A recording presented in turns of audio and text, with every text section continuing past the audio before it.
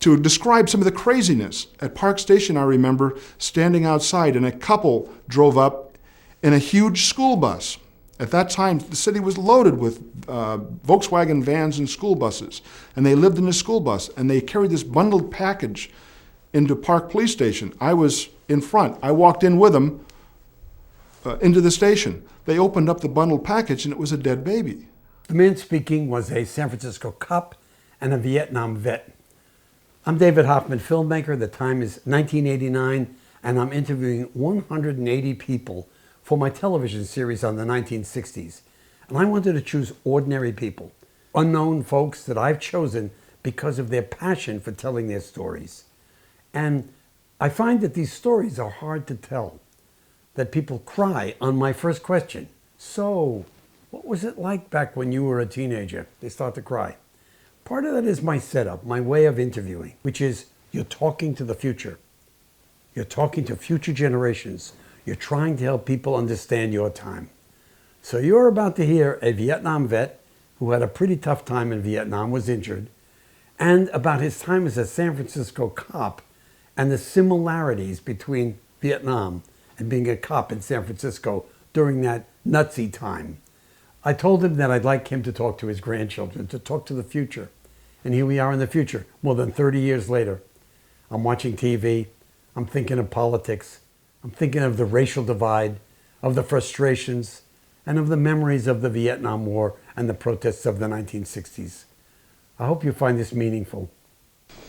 I went into the police department in 1969, and in February of 1970, I was assigned to Park Police Station in San Francisco, which was the station charged with patrolling the Haight-Ashbury district of San Francisco. The radical underground was in full swing and had been for several years, and a few months prior, the Ingleside Police Station had been bombed by a pipe bomb. Several officers were killed. We had officers being assassinated, shot on the street for no reason. There was not a crime taking place. We were being sought out and shot indiscriminately. So the stations erected these enormous fences, chain link fences around them, about 10, 12, 15 foot tall, and installed lights facing outward. And it became another hilltop base camp. And I found myself working the midnight shift, and I would arrive at midnight, and I was given an M16 rifle. And I walked outside the police station, just outside the lights, outside of the fence, and I would patrol because the station was inside of Golden Gate Park. We were surrounded by trees and undergrowth, and there I was, back in Vietnam, protecting a base camp. It seems crazy. We were at war. Yeah. But in a way, I think it helped me, because you have to remember that a lot of the combat infantrymen who returned from Vietnam returned from massive assaults to your being, your psyche, and then cut off and sent back into a world in which they had no control.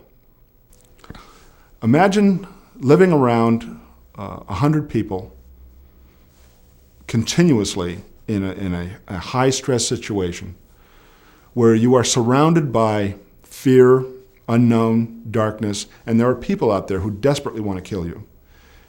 And imagine all of a sudden a shot rings out or an explosion takes place, and friends of yours are now on the ground screaming, a leg is gone or they're shot. A helicopter comes and takes them away, and you never know what happened to them. You had no way to find out if they lived or died, where they were from, or anything. Years later, as you thought back on the war, as you relived that particular incident when your friend was wounded, you were frustrated because you never were able to find out what happened to him. This person literally disappeared in your life. I was sent back, and then I went into the police department. My war continued, and I was weaned off of it over a period of probably 6 or 7 years. As the war wound down, radicalism wound down, and then I moved on to something else in the police department, into investigations. So my war I was gradually weaned off war where others weren't. And I think it helped me as far as traumatic stress and those kinds of things. We used the legal terms, a rout and a riot. A riot was when they actually started destroying and assaulting people. A rout was their attempt to do that. A demonstration was when people went out and they carried signs and they chanted. When they went beyond that, where they were taking over areas, they were not allowing normal civilians to walk through. They would block roadways and arteries. They would break windows of stores and then start throwing things. Then it became the riot. And we were always concerned that a riot was going to break out, so we were always aware of what was going on. And then we had, on the East Bay of San Francisco, the People's Republic of Berkeley.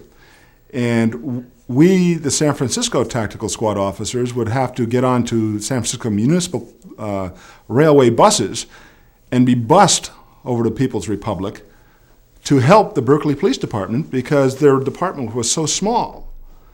When it got out of hand and we, the multi-jurisdiction departments, couldn't handle it, then they called in the National Guard, as in the case of People's Park.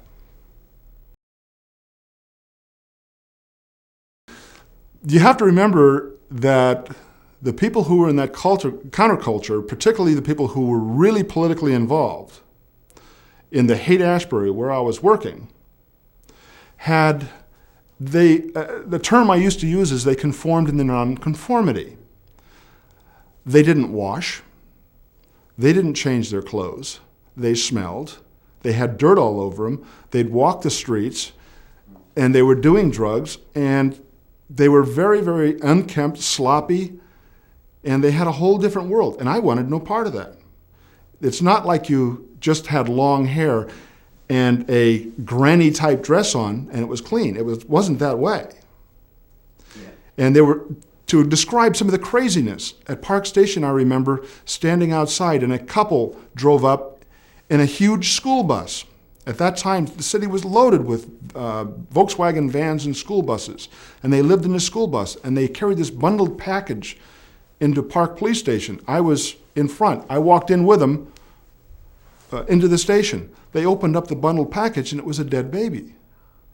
They were leaving the city and going off to a commune in the country, and they wanted to turn this in like, wow, man, we can't handle this anymore, and we wanted to give you this, and we're leaving, and you take care of it for us. And I couldn't understand that they didn't feel the parental feelings towards this child. They were just discarding another thing in their life that they didn't need as they moved off into the country to a commune. Obviously, we didn't let them go. You have to remember, my 1960s incorporated my years in the service, and the extension of that being the war, the demonstrations, the radicalism in the United States. That didn't end, that cause, end the war, NLF is going to win, ho, ho, Ho Chi Minh, didn't end until South Vietnam fell.